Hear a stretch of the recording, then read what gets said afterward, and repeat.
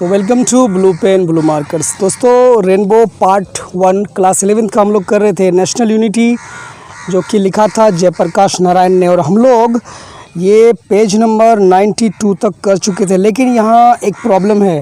Problem ये है कि ये नंबरिंग जो है ये पेज उल्टा पुल्टा है। हालांकि ये नंबरिंग 91, 92, 93, 94 सही है, लेकिन ये जो नंबरिंग है पैराग्राफ का 6, 7, 8, 9, 13, 14, 15, 16 आप अपनी बुक में देखिएगा ये किस तरह से दिया हुआ है। हमारे बुक में तो ऐसे दिया हुआ है 9 के बाद 13 है, 14 है, 15 है, 16 है, 17 है, तब जाकर 10 और 11th और 12 दिया हुआ है। तो हम लोगों ने इसको उल्टा पढ़ लिया। कल हमने इसको ध्यान नहीं दिया पिछले लेक्चर में। कोई बात नहीं, आज हम इसको ठीक कर लेते हैं दोस्तों। तो हम लोगों ने किया था यहाँ पेज नंबर 92 का जो 16th पैराग्राफ है वो पूरा का पूरा पैराग्राफ हम लोगों ने ख़त्म कर लिया था। तो हम लोगों ने बात किया था यहाँ पर कि पेजेंट्स के बारे में बात किया था, फिर हम लोगों ने वर्कर्स के बारे में बात किया था, तो और इससे पहले हम लोगों ने प्रिंसेस के बारे में बात किया था। तो अब यहाँ जो हम लोग जो मिस कर गए, हम लोगों को ये जो पेज है यहाँ 9th के बाद 10th करना था, इस पार करना था, लेकिन उस पार हो गया। नो प्रॉब्लम, आप भी देख लीजिएगा अपने बुक में। तो अभी हम शुरू करते हैं यहाँ 10th, 11th, 12th, तब जाकर फिर हम लोग आते हैं 17 पे। ओके, चलिए शुरू करते हैं।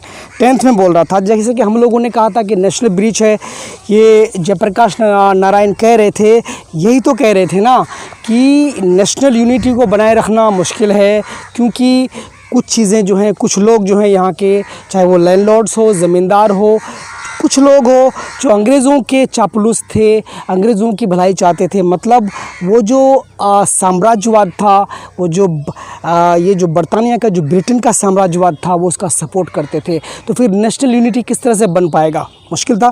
तो चलिए अब हम लोग बात करते हैं पॉइंट नंबर, ये जो 93 है पेज, इसका क्वेश्चन नंबर 10, क्वेश्चन नहीं बल्कि पैराग्राफ 10 में हम लोग देखते हैं। Let us take the industrialist next. अब कहता है कि हम लोगों ने इन लोगों के बारे में बात किया, वर्कर्स के बारे में बात किया, पेजेंट्स के बारे में बात किया, प्रिंसेस के बारे में बात किया। तो अब आज हम लोग बात कर लेते हैं इंडस्ट्रियलिस्ट के बारे में, मतलब उद्योगपतियों के बारे में बात कर लेते हैं कि इन लोगों का मकाम, इन लोगों की सोच अपने नेशन के प्रति, अपने राष्ट्र के प्रति किस तरह से है। तो चलिए हम लोग शुरू करते हैं। Nationalism to them means complete freedom.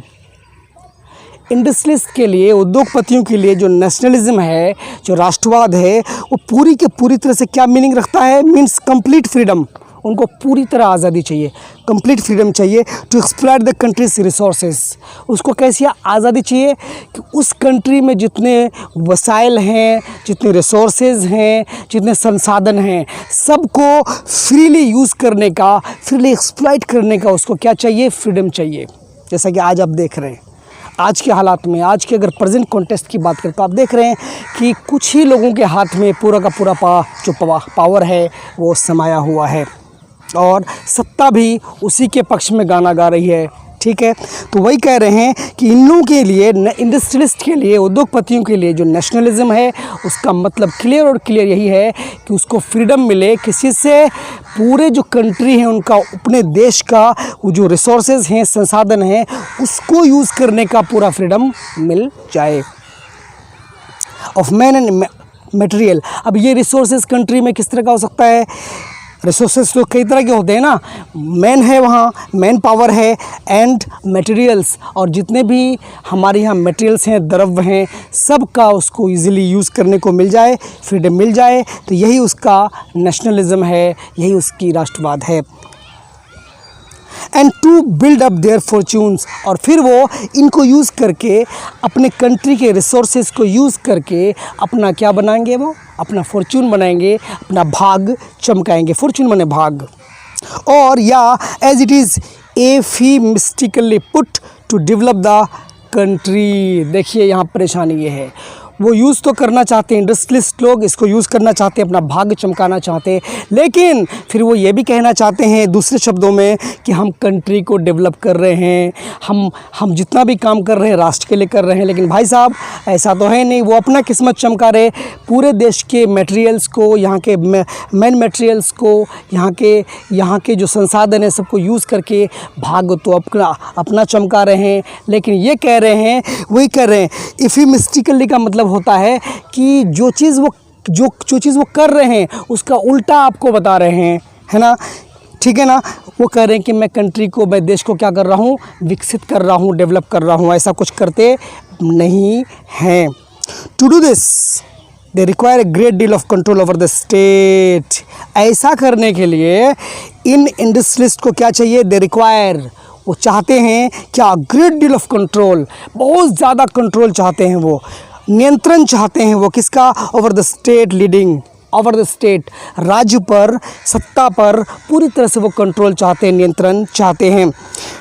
Leading ultimately to complete control at once, कहता है कि लीडिंग टू अल्टीमेटली, जो कि क्या करेगा, लीड करेगा, जो ले जाएगा अल्टीमेटली, फाइनली, अल्टीमेटली का मतलब होता है finally, to complete control at once, और फिर पूरे स्टेट पे उसका कंप्लीट कंट्रोल, पूरी तरह से पूर्ण नियंत्रण हो जाएगा, फिर कोई कुछ नहीं कर पाएगा। फिर जो वो लोग चाहेंगे, इंडस्ट्रियलिस्ट चाहेंगे, वही पूरे देश को, वही सत्ता को, सत्ता पक्ष को करना पड़ेगा, यानी पूरे देश के लोगों को वही करना पड़ेगा, मतलब वो अपना मनमाना भी करेंगे। But since that it is too risky to secure, कहता लेकिन सिंस दैट, है ना, इस तरह है कि it is too risky to secure, ये इतना रिस्की है, इतना ख़तरनाक है कि इसको सिक्योर कर पाना मुश्किल है, इसको संरक्षित कर पाना मुश्किल है। They would be satisfied with gradual concession of such control, और वो धीरे धीरे क्या होंगे, दे वुड बी सेटिस्फाइड, वो संतुष्ट होते रहेंगे विद ग्रेजुअल कंसेशन, धीरे धीरे, ग्रेजुअल माने धीरे धीरे, कंसेशन छूट ऑफ सच कंट्रोल, उस कंट्रोल का, ऐसे कंट्रोल का, वो धीरे धीरे क्या करेंगे, लोग धीरे धीरे छूट पा करके संतुष्ट हो जाएंगे, मतलब कहेंगे हाँ ठीक है, सुधार हो रहा है, दैट इज़ विद रिफॉर्म्स, वो कहेंगे कि यही तो रिफॉर्म्स हैं, यही सुधार हैं। They would be satisfied with gradual concession of such controls with reforms, that is with reforms, मतलब वो स्लोली एंड ग्रेजुअली क्या करेंगे, इसको पूर्ण तक कंट्रोल कर लेंगे, फिर स्लोली एंड ग्रेजुअली इसको सुधारेंगे, जहाँ देना होगा देंगे, जहाँ नहीं देना होगा नहीं देंगे, मतलब फिर ये इसको जताएंगे भी कि हम डेवलप कर रहे हैं, हम नेशन को डेवलप कर रहे हैं, हम राष्ट्रवादी हैं, हमारे मन में पूरा पूरा पूरा मुल्क बसा हुआ है, ऐसा कुछ है नहीं। क्लियर है, आपको बात समझ में आ रही है। चलिए पॉइंट 11 के बारे में बात करते हैं। The Indian industrial class has grown up under the aegis of imperialism and is completely at its mercy economically and politically। कहता कि इंडियन इंडस्ट्रियल जो क्लास है भारत में, जो है ना औद्योगिक जो क्लास है, वर्ग है, हैज़ ग्रोन अप, वो बड़ा हुआ है, ग्रोअप हुआ है, under the aegis of imperialism, वो इम्पेरियलिज्म मतलब साम्राज्यवाद के साए तले क्या हुआ है, बढ़ा है, पला है, बढ़ा है। एजिस, अंडर द एजिस का मतलब होता है के छाँव तले, के सहारे, किसके, इम्पेरियलिज्म मतलब साम्राज्यवाद के तले ही, उसके छाए में ही ये जो इंडस्ट्रियल जो क्लास है हमारे भारत का, वो ग्रो हुआ है, वो बढ़ा है। And is completely at its mercy, और पूरी तरह पूर्ण रूप से वो उसकी दया पर है, रहमो करम पर है, किसका, इकोनॉमिकली एंड पॉलिटिकली, चाहे वो आर्थिक रूप से हो, चाहे वो राजनीतिक रूप से हो, दोनों रूप से वो ये जो इंडस्ट्रियल क्लास है वो इम्पेरियलिज्म के छाँव में है, और उसी की मर्सी पर है, उसी की दया पर है, उसी के रहमो करम पर है। It has no other foreign support, और इसका कोई बाहर से कोई सपोर्ट नहीं है, कोई सपोर्ट इनको नहीं मिला हुआ है। As the Irish bourgeoisie had in the United States of America, लेकिन जिस तरह से आयरिश जो आयरलैंड का जो बुर्जुएजी क्लास, जो अपर क्लास था, उनको यूनाइटेड स्टेट्स ऑफ अमेरिका का क्या प्राप्त था, सपोर्ट प्राप्त था, लेकिन हमारे भारतीय इंडस्ट्रियल क्लास को ऐसा कोई सपोर्ट बाहर से प्राप्त नहीं है। कौन कह रहे हैं, Jayaprakash Narayan. In India itself, its growth has not resulted in such benefits to the people. In India, Bharat में itself स्वयं, its growth, इसकी वृद्धि, इसका विकास, has not resulted, ऐसा कोई रिजल्ट नहीं दिखाया है, ऐसा कोई परिणाम नहीं दर्शाया है, in such benefits to the people, कि ऐसा कोई बेनिफिट नहीं दिखाया है यहाँ के लोगों के लिए, यहाँ के लोगों के लिए ऐसा कोई बेनिफिट अब तक हमको नज़र नहीं आया है। नोर हैज़ इट सो मेड, ना ही इन्होंने बनाया है। Its influence felt on the economic cultural life of country. ना ही लोगों ने ऐसा कुछ इन्फ्लुएंस बनाया है, कोई असर, कोई प्रभाव बनाया है फेल्ट ऑन द इकोनॉमिक और कल्चरल लाइफ ऑफ कंट्री। देश के कल्चरल लाइफ, सांस्कृतिक जीवन या आर्थिक जीवन पर ऐसा कोई रंग, कोई प्रभाव इन्हें अब तक नहीं डाला है। ये इंडस्ट्रियल क्लास ने अब तक कुछ नहीं किया, कोई फ़ायदा नहीं हुआ यहाँ के लोगों को। As to arouse and gather enthusiasm and support for itself and as to arouse, जैसा कि वो अराउज करते, उभारते हैं, जगाते हैं, एंड गैदर, और वो जमा करते हैं, गैदर, इंथुजियाज्म मतलब जोश, मतलब ये हुआ कि अपने आप में वो जोश भरते हैं। एंड सपोर्ट फॉर इटसेल्फ, और सपोर्ट पैदा करते हैं, स्वयं के लिए करते हैं, लोगों के लिए कुछ नहीं करते। बात समझ में आ रही है आपको? The result is the inability of this class to oppose imperialism. परिणाम ये है कि इनकी इनेबिलिटी है, अयोग्यता है। ये जो इंडस्ट्रियल क्लास है वो योग्य नहीं है, इनेबल है, इनेबिलिटी है इसकी ऑफ दिस क्लास, इस वर्ग की क्या है वो इनेबिलिटी है टू अपोज इम्पेरियलिज्म। ये साम्राज्यवाद का विरोध नहीं कर सकते, ये योग्य नहीं है, ये अयोग्य हैं। इसको साम्राज्यवाद को क्या करने में उसका विरोध करने में, उसको अपोज करने में, उसका खिलाफ ऐलान करने में। At best it can put pressure on it, बस यही है कि वो क्या कर सकता है, इस पर प्रेशर डाल सकता है, दबाव बना सकता है। But even this pressure it is unable to exert as a class. लेकिन दबाव तो बना सकता है, लेकिन ये दबाव फिर किस काम का? इवन दिस प्रेशर, ये प्रेशर भी, ये दबाव भी जो वो डालेगा, it is unable to exert a class, कोई फ़ायदा नहीं। इट इज़ अनेबल, अयोग्य है एक्सर्ट मैंने लगाने में, क्या? एज ए क्लास, एक वर्ग जैसे, ऐसे बोलते हैं इंडस्ट्रियल जो वर्ग है, ये वर्ग अगर वो कोशिश भी करता है तो इसका जो कोशिश है वो नाकाम हो जाएगा, कोई फ़ायदा नहीं होगा। तो only manner in which it can bring pressure, सिर्फ और सिर्फ ओनली मैनर, एक रास्ता है, इन विच जिसमें इट कैन ब्रिंग प्रेशर, ये दबाव बना सकता है, दबाव ला सकता है, टू एक्सर्टेड ऑन इम्पेरियलिज्म, किस पर? साम्राज्यवाद पर दबाव बना सकता है, एक्सर्ट कर सकता है, फोर्स डाल सकता है। एक्सर्ट मैंने झटके से फोर्स डालना। Is by inducing and surreptitiously helping other classes. ये साम्राज्यवाद पर, ये जो क्लास है, जो इंडस्ट्रियल क्लास है, साम्राज्यवाद पर कुछ नहीं कर सकता है वैसे, लेकिन कर सकता है। ये इस पर प्रेशर डाल सकता है, कैसे? बाय इंड्यूसिंग, इंड्यूस करके, उभार करके, है ना? क्या उभार करके? एंड सरप्टिशियसली मतलब चुपके से, विदाउट ऐलान किए हुए, हेल्पिंग अदर क्लासेस, जब ये दूसरे वर्गों को क्या करेगा? मदद करेगा, चुपके से मदद करेगा, तब जाकर के हो सकता है। अलल ऐलान, डंके के चोट पर कुछ नहीं होना, चुपके से। सरप्टिशियसली का मतलब होता है चुपके से, किसी को खबर ना हो, तब अगर ऐसा करे तो ये मदद कर सकता है दूसरी क्लासेस की। विद लेसर स्टेक्स, कम खतरों के साथ, स्टेक माने खतरा, with lesser stakes to do so, ऐसा करने के लिए। दिस हेल्प टू, ये मदद भी, इट विल विदड्रॉ इफ़, वो लोग क्या कर लेंगे? विड्रॉ कर लेंगे, ये मदद भी वो लोग वापस ले लेंगे। If the objective of the pressure, यदि उस दबाव का जो ऑब्जेक्टिव है, जो उसका उद्देश्य है, is any other than what is demanded by the interest of their class. भाई साहब, अगर ये प्रेशर वो तब भी वापस ले लेंगे यदि ये pressure other than what is demanded, जो कुछ उनके द्वारा मांगा जा रहा है उससे अगर कुछ अलग हो गया हट करके, तो वो डिमांड क्या करेंगे? वो जो प्रेशर है वो वापस ले लेंगे। Bye interest of their class, उसके क्लास के हितों के लिए जो डिमांड रखा जाता है, अगर इस क्लास का डिमांड पूरा नहीं होता है तो वो जो प्रेशर वो बनाना चाहता है, फिर वो प्रेशर इम्पेरियलिज्म के ख़िलाफ़, साम्राज्यवाद के ख़िलाफ़ नहीं बना पाएगा। आपको बात समझ में आ रही है? आप जानते हैं, हिस्ट्री पढ़े होंगे आप दोस्तों, साम्राज्यवाद और समाजवाद। साम्राज्यवाद कहता है कि मीन्स ऑफ प्रोडक्शन जो समाज में है वो किसी एक हाथ में या कुछ लोगों के हाथ में कंसंट्रेट रहना चाहिए, जबकि सोशलिज्म कहता है, समाजवाद कहता है कि जो मीन्स ऑफ प्रोडक्शन है सबके लिए बराबर होना चाहिए, सब कोई समाज में बराबर बराबर का हकदार है। तो यही दो चीज़ है, इम्पीरियलिज्म और सोशलिज्म। तो इम्पीरियलिज्म का ख़िलाफ़ कोई कर नहीं सकता है, बड़ा मुश्किल है इन लोगों के लिए। आप समझ गए इंडस्ट्रियल क्लास के बारे में। पॉइंट नंबर 12, दस वी सी, अतः हम देखते हैं क्या, that the Indian industrialists, Bharat के जो उद्योगपति हैं, आर अनेबल देमसेल्व्स, वो अयोग्य हैं स्वयं में, टू अपोज इम्पेरियलिज्म, कि वो इम्पेरियलिज्म का, साम्राज्यवाद का क्या कर सके, खिलाफ कर सके, अपोज कर सके, उसका विरोध कर सके। ऐसा उनमें करने की कोई दम नहीं है उसका।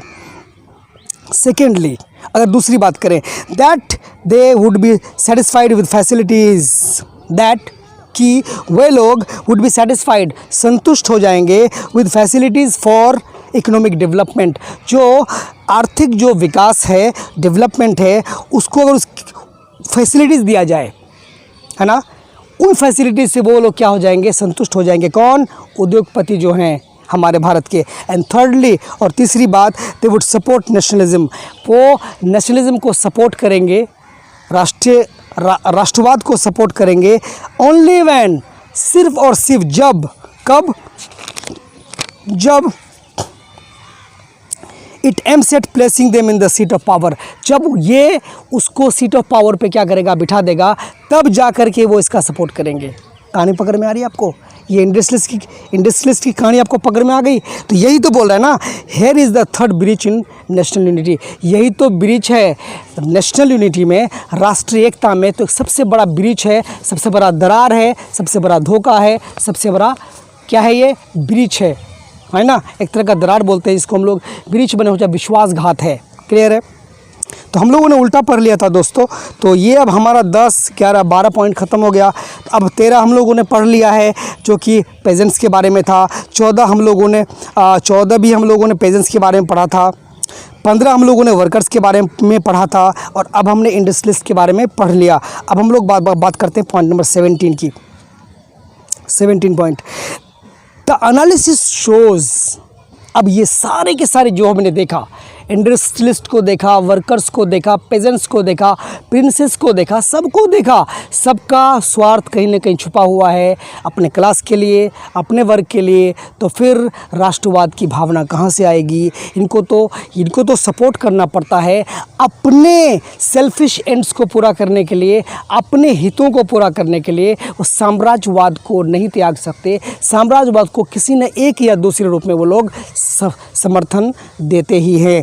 तो वही कह रहे हैं, फाइनली कह रहे हैं, द एनालिसिस शोज, ये जो एनालिसिस हम लोगों ने किया है, ये दिखा रहा है, ये दर्शा रहा है further that the national unity, आगे कि राष्ट्रीय जो एकता है, मीन्स इसका जो मतलब है इन रियलिटी, वास्तव में अगर इसका मतलब देखें, दैट द लोअर क्लासेस, की जो निम्न वर्ग है, द मासेस, ये जो लोग हैं, पीपल हैं इस देश में, should fight imperialism not to secure their own freedom, should fight, उनको लड़ना चाहिए इम्पीरियलिज्म के खिलाफ, साम्राज्यवाद के खिलाफ लड़ना चाहिए, not to secure their own freedom, सिर्फ अपनी आज़ादी को सिक्योर करने के लिए नहीं, प्राप्त करने के लिए नहीं, फ्रॉम एक्सप्लॉयटेशन, किससे आज़ादी? एक्सप्लॉयटेशन से, शोषण से, but to anthrone the bourgeoisie, लेकिन सिर्फ यही नहीं करना चाहिए, बल्कि उनको जो बुर्जुआजी हैं, जो एलिट क्लास हैं, जो अपर क्लास हैं, उनको इंथ्रोन करने के लिए, इंथ्रोन में गद्दी पे बिठाने के लिए, सीट ऑफ पावर में लाने के लिए, एंड द लैंडेड मैग्नेट्स, और जो बड़े बड़े अमीर लोग हैं, है ना, जो इंडस्ट्रियलिस्ट लोग हैं, उन लोगों को भी या अपर क्लास को क्या करने के लिए? सीट ऑफ पावर में बिठाने के लिए। ठीक है, who themselves do not participate, ये लोग, ये जो मैग्नेट लोग हैं, ये जो अमीर लोग हैं, जो इंडस्ट्रियलिस्ट लोग हैं, जो बड़े बड़े बुर्जुआजी क्लास के लोग हैं, ये लोग खुद तो इम्पीरियलिज्म के खिलाफ लड़ेंगे नहीं भाई, नहीं लड़ते। देमसेल्फ डू नॉट पार्टिसिपेट, वो लोग इस इम्पीरियलिज्म को हराने के लिए, इसका खिलाफ करने के लिए, इसका विरोध करने के लिए वो लोग सामने नहीं आएंगे, वो लोग इसमें शिरकत नहीं करेंगे, वो लोग इसमें भाग नहीं लेंगे। इन दैट फाइट, उस लड़ाई में कौन भाग लेगा फिर? In the place of imperial power, उनको क्या चाहिए? शाही पावर चाहिए, राजकीय सत्ता चाहिए, राजकीय सत्ता। This unity can be maintained, ये जो यूनिटी है, ये जो सारे लोगों में, भारतीय लोगों में जो इस यूनिटी को पैदा कर सकते हैं हम राष्ट्रवाद को जगाने के लिए और इम्पीरियलिज्म को और साम्राज्यवाद को हराने के लिए, ये तभी मेंटेन किया जा सकता है जब only at the cost of mass consciousness, ये तभी हो सकता है जब हम यहाँ के सारे लोगों को, हमारे इंडिया के, भारत के लोगों को क्या करें? जागरूक करें, उसको अपने देश के प्रति जागरूक करें, हर क्लास को करें, industrialist class, elite class, bourgeoisie class जो भी है, इसको छोड़कर प्रोलेटारिएट जितना भी क्लासेस हैं, जो काम करने वाले हैं, नौकरी करने वाले हैं, पेशा करने वाले हैं, सारे लोगों को एक रूप से हमको क्या करना पड़ेगा? इसको जगाना पड़ेगा।